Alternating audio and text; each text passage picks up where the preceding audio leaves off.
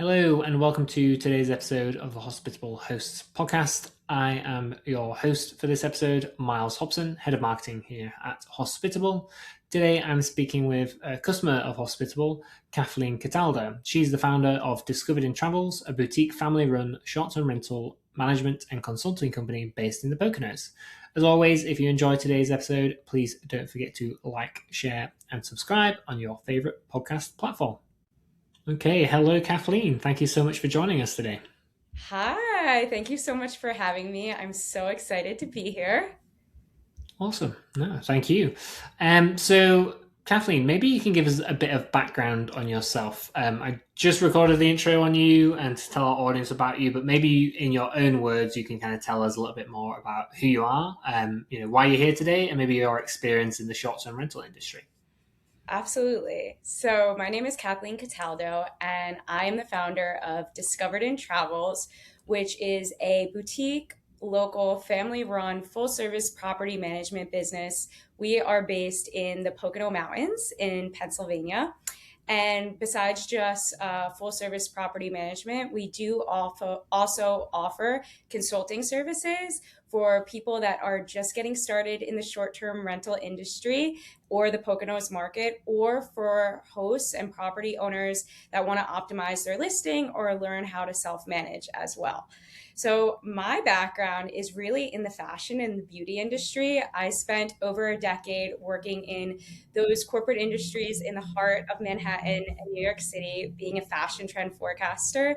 And back in 2023, I decided to basically take that corporate trend forecasting experience and apply it to the short-term rental industry, because it was a time where my family, we decided to build our first STR from scratch.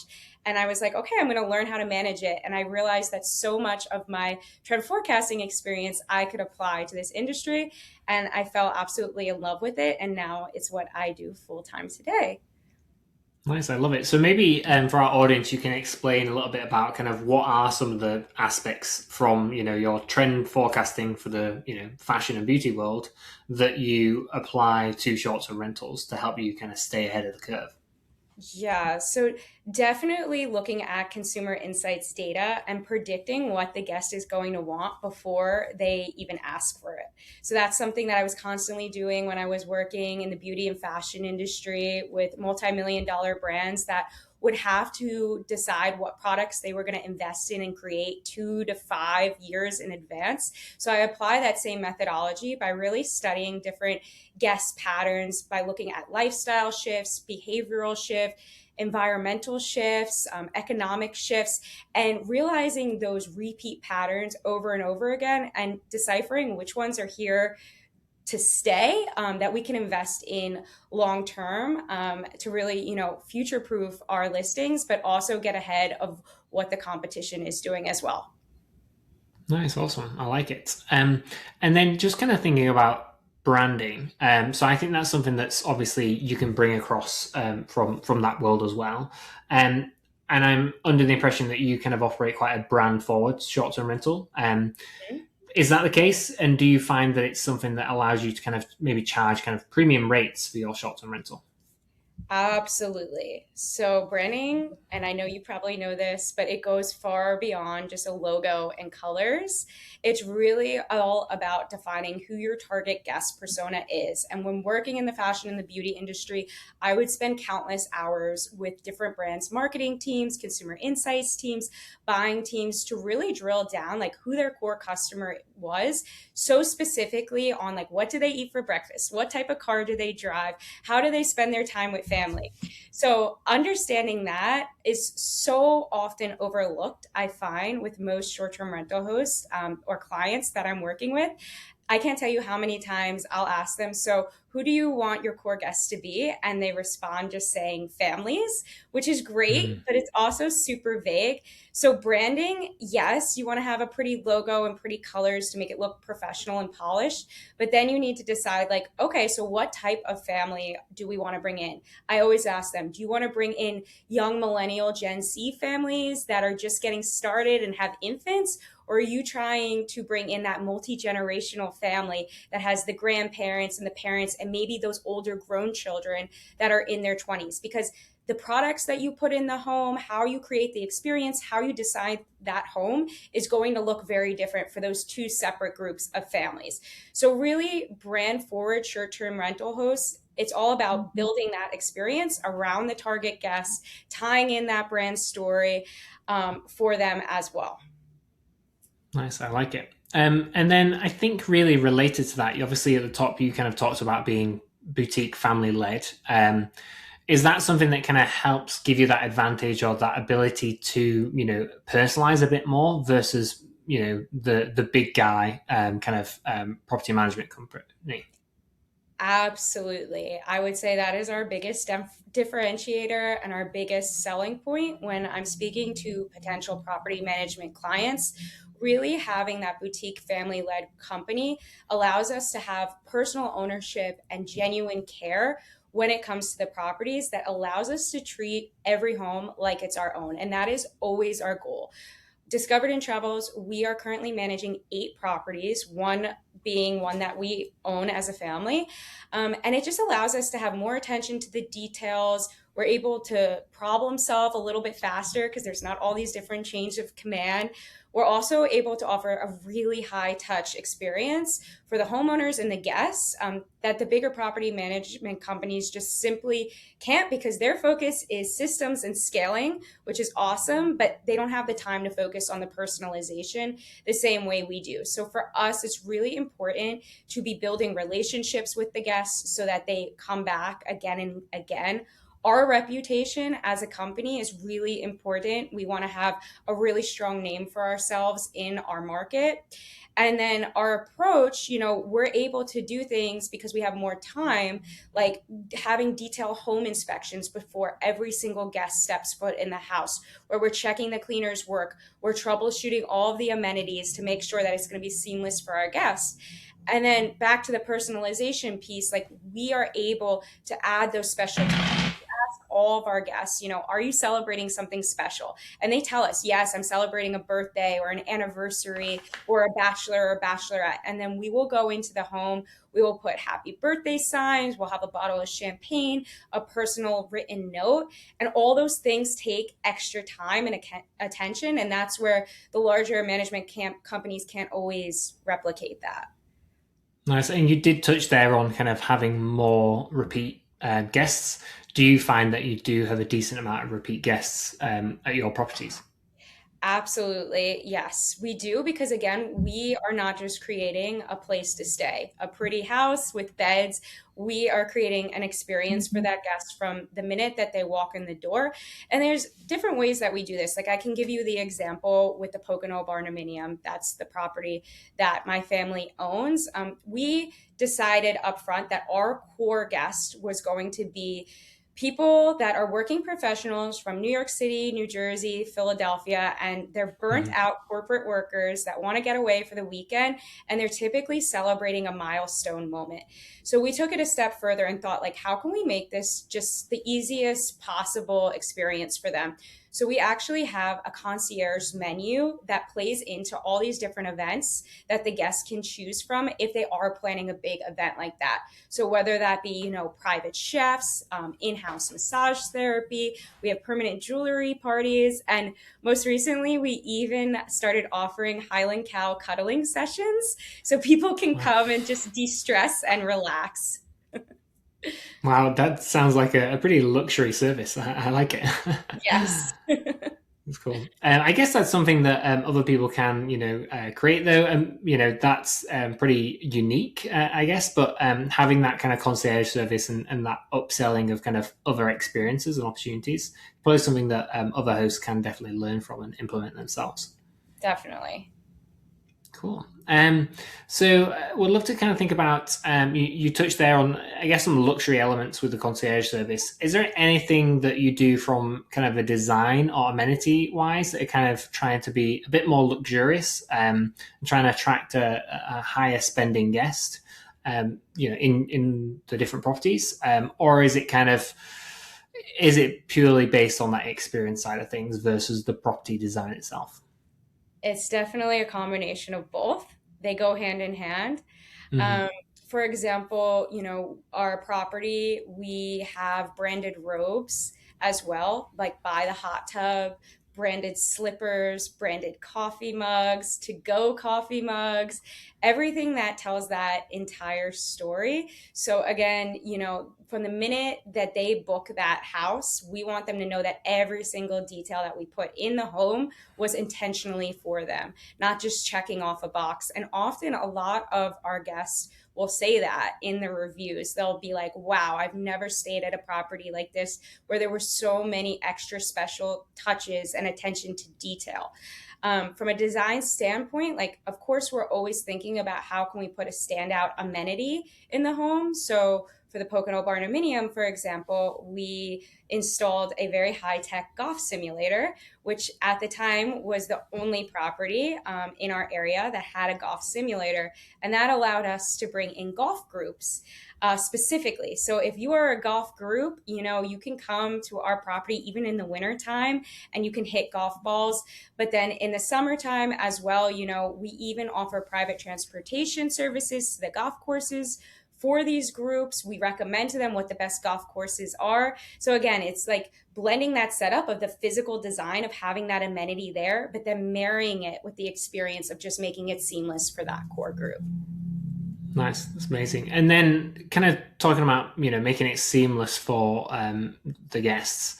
How are you managing all this? You've talked about it being a family-owned business.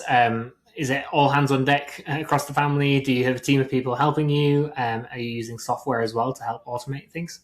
Yes, absolutely. So for our property that we own, it's definitely all hands on deck. It's my mom, who is a partner in the business with me as well. She's our operations manager. My dad and my brother actually built the home from the ground up. They're home builders. So any type of like troubleshooting, handyman related issues, like they handle that. My aunt and my uncle are the cleaners of the property. So it's truly all family for that property. And then for the properties that we manage and we co-host, it's the same thing. It's myself, my mom, and I, and then we have one other team member that's a very close friend of mine that we recently brought on. But yes, we definitely utilize technology. Hospitable has been with us since day one. And I cannot tell you how happy I am that we decided to work with Hospitable and implement that from when we had just one property in the beginning. Quickly, we were able to go from one property to 4 properties to 8 properties. And there were so many different things within Hospitable that just allowed us to scale a little bit faster, even though we are still so small and boutique. Like, for example, the rental agreement automations in Hospitable, that is something that we recently implemented. And a lot of the communities that we manage in, they have specific rental agreement forms that have to be filled out, specific information we need to collect from guests. And we were spending so much time, and this is when it was just my mom and I, literally tracking down guests that weren't filling out that information. And now it's so nice to have that automated with Hospitable, where if they don't fill it out as soon as they book, there's automated triggers and messages day after, 3 days after, 7 days after, that gets the guests to fill out that information. So that was something that was completely taken off our plate for the most part, and has made it so much more seamless and easier for us being such a small and mighty team. Nice, that's great to hear. And then just kind of, I guess, future gazing a little bit. What's the plan with the family business? Is it you're trying to manage even more properties, or are you just kind of looking to consolidate what you have now and maybe look at how do you actually save yourself even more time on the existing portfolio? Yeah, so we're definitely at a point now where we're looking to bring on a few more properties. Our goal is to get probably up to about like 12 by the end of the summer. We're in talks with 2 more at the moment. And then the second goal is to really start building more of our own properties that we will own as well. Having done that with the Pocono Barnuminium, it was really successful, and it's helped us so much because we started managing other people's properties as the Barnuminium was being built to get the experience. And now we see both sides of the coin. We know what it's like to be investors and owners ourselves, and that just helps us be better managers for our owners as well. Nice, I like it. And the next investment property of your own, is that going to be your dad and brother building that one as well, or you think you're going to pick something Absolutely. already built? Yeah, Okay. absolutely. It's already in the works. I bought a Oh, piece of nice. land about 2 years ago now. Mhm. And yeah, we're working on the plans to build a smaller property. And yeah, we have an amazing resource. I always feel very blessed coming from a family of home builders.